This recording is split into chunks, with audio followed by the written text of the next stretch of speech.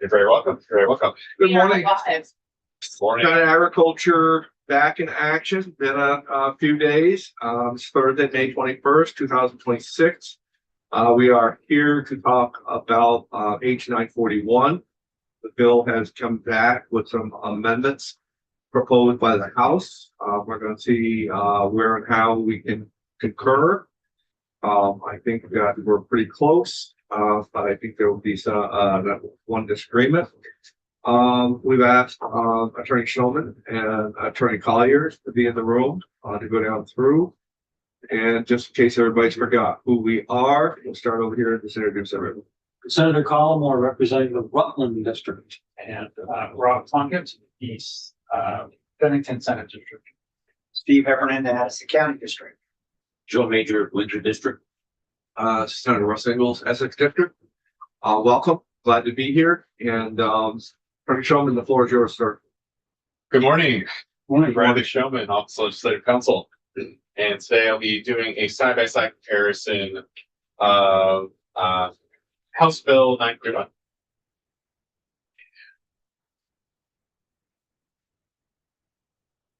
There we go.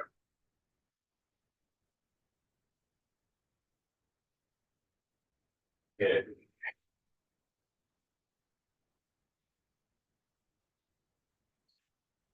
Great.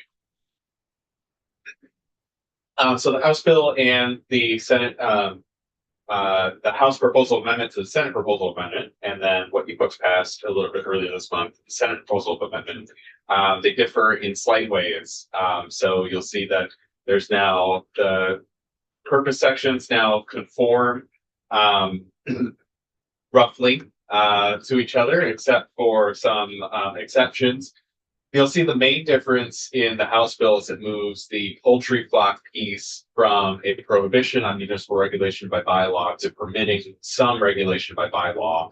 And I'll explain that more. But the in subdivision 4 on the purpose section, you'll see that there's some conforming changes to that piece. The House bill will also prohibit rat tights, which are emu and ostriches. And then there was an editing change there. And so let's get down to section 2, which is the meat and potatoes of the bill.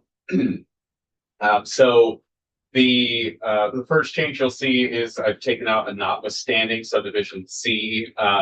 And because subdivision C, it is in the Senate version is the poultry exception, and that has moved to a different statute. So we just take out that reference to that subdivision, but everything else is the same. And now we are on page 3 of the side-by-side, and we're looking at subdivision D. So you'll recall here that in addition to prohibiting municipal regulation of agriculture subject to the RAPs with the exceptions of small acres and swine waste. So that's the overarching impact of the bill.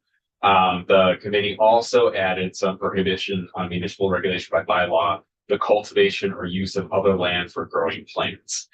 And so the House conformed their slight differences to the Senate version, but the House added that cannabis and hemp are excluded from this exception, whereas the Senate version only had cannabis being separately regulated. Cannabis is separately regulated. Hemp is an agricultural product, so it's regulated just like other agricultural products.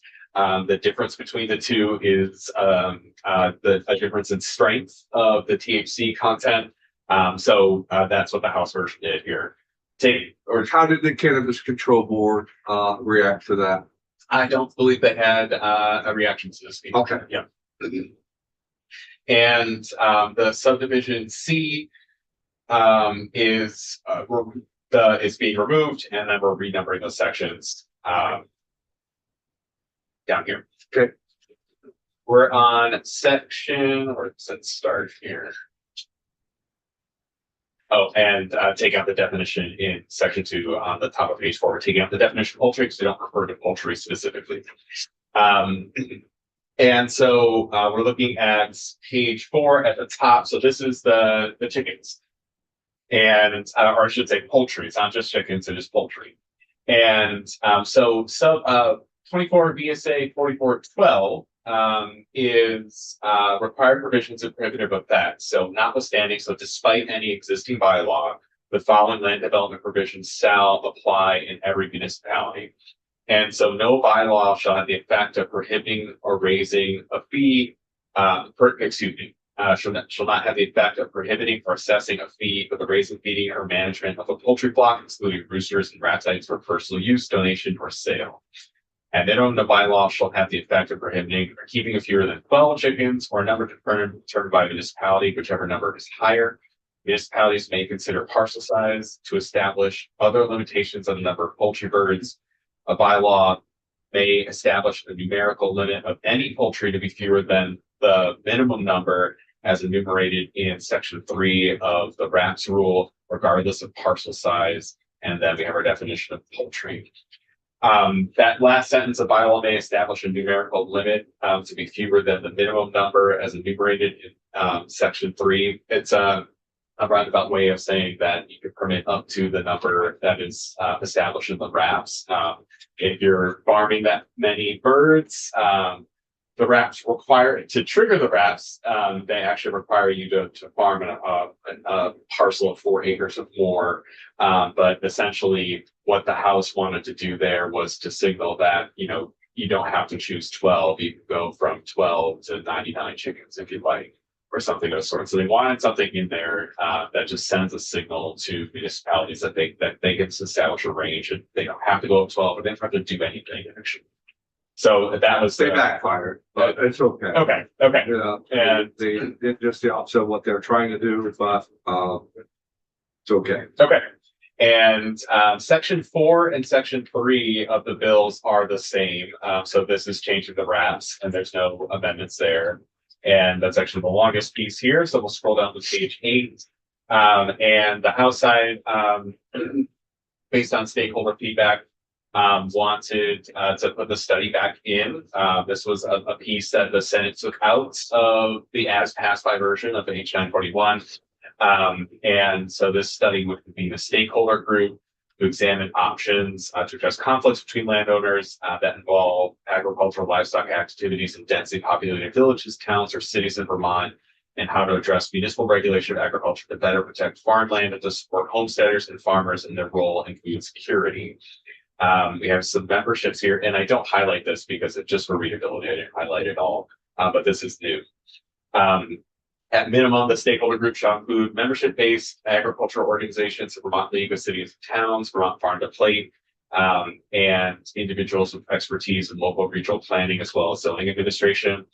It's the Land Access and Opportunity Board shall convene the stakeholder group, and then the stakeholder group is considering options to address conflicts, including whether municipal regulations have significantly restricted or functionally prohibit or could significantly restrict or functionally prohibit raising livestock, and providing model bylaws that would permit raising, feeding, or managing livestock. And then the stakeholder group provides recommendations for determining whether there's a sufficient land base for appropriate nutrient or waste management for raising livestock on parcels of less than 4 acres. You'll recognize that language because that's part of the Secretary's determination in the RAPS, is to determine on parcels of up to 4 acres if there's sufficient land base for appropriate nutrient waste management, providing some guidance there. And then the report is due to the Agriculture and Environment Committees on or before January 1st, 2027. That's the changes. The effective dates are the same in the bills. Thank you, Bradley. Any comments? Yes, good. Thank you, Mr. Chair. It would appear that we have 3 options. We can concur, just send it back. We can put a further proposal of amendment to the further proposal of amendment to the further proposal of amendment, which could strike some or all of the new language, or we can request a committee of conference. Just my own personal, I don't like the changes they made. I'm very leery of putting a number in any statute, because you could say, why isn't it 13? How come it's not 11? So, but it's kind of one of those things, unless somebody comes to the farm and starts counting chickens, you could say that you have 10 when you might have 15. There's no way to enforce that in my view. The second objection I have to this, if we're going to have a study group, where's the farmers on this? Right. There's absolutely no representation of any farm group here. And to me, we're doing the same thing that we did, with all due respect, in a previous 2024 act, where we made decisions but never contacted the people who had the wherewithal to be impacted by them. So I agree with the chair in that sense that I can live with the 12, I guess. It doesn't, to me, that's just not that important, but the study has got to get out, or they've got to put every farm group in that membership as well. Those are the two things. And I don't know if we have a further proposal of amendment, we've got to get it on our floor first. It's got to pass, then it's got to go across. It will add at least minimum of 4 days to go back and forth. Right. So Yeah. it's called, we're here until June. Right. Or we could do a conference committee and try to hammer it out. So- And I'll yield to him. So here's where I'm at. Discussion with the chair, has said that they would agree to everything. They would agree to this, strike the study, keep everything else the same. Okay. And, so that's what I can get done, like immediately. And they are nervous as well, as far as the timeline that you've said. And so I had asked, Ashley, so Senator Bruce, because they basically said, they, being the House, has said, just strike it and get it back to us. Well, I don't think we can do that. I think we have to do the committee of conference, which we will, absolutely positively, do today. The committee of conference, would be Joe, Brian, and myself. Sorry, I forgot your name for a minute. That's okay. I know I'm small. Yeah, so, as long as everybody's fine with that, and,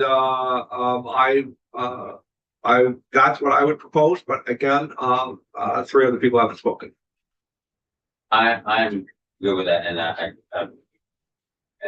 I've got to say to Senator Palmore, thank you, because I read, and it just didn't occur to me until you said that about having the farmers, and so I agree with it 400%.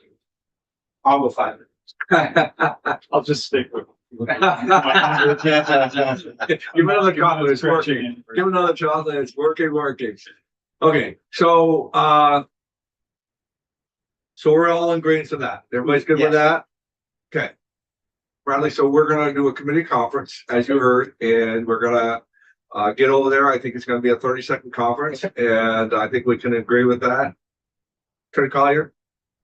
Good morning, Steve Collier from the Agency of Agriculture. We support the compromise. I think it's the right result, and the league also supports the poultry language, and it's nice to get as many people as possible on board. And that was so we support what you're suggesting. Okay, thank you. Okay, thank you for that. The last one is, I'll just say it, you guys have all heard it again. Now the 7th or 8th, 9th, 10th time, I'm doing a amendment, the H710, which puts back in our solar sighting language that we had originally and was asked to strike it out. So I never made it out of committee. And again, I'm only telling that for your guys's information so that you can decide how you want to do whatever you want to do on the board. So that is what I included as far as that piece over there. And I emailed that to you guys as well. I just wanted you to have a copy of it. Thanks. So any other further business to come before the committee? Nope.